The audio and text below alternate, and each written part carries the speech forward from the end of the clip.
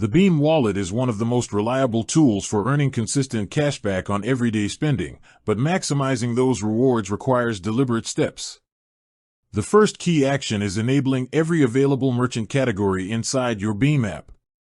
Many users miss out because categories like dining, groceries, shopping, or utilities remain toggled off.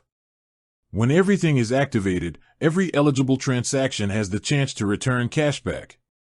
Another essential tip is using Beam where it pays the highest rates.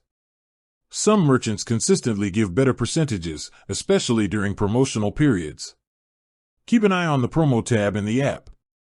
When you see temporary boosts, prioritize spending there because a jump from 1% to 5% offers a significant difference over time.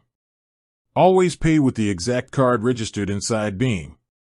Cashback only tracks when the payment card and merchant match Beam's system. If you use a different card, even once, that transaction becomes ineligible. Double-check that your main debit or credit card is correctly linked before making any purchase. Track your transaction history inside the app to confirm rewards are accumulating.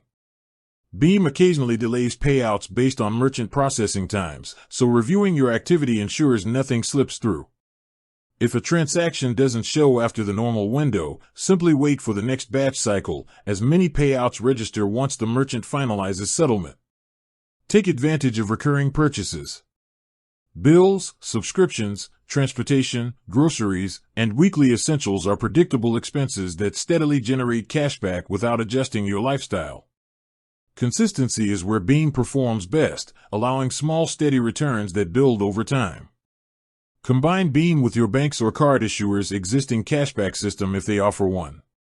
As long as the merchant and card qualify, you effectively earn 2 layers of rewards on the same purchase.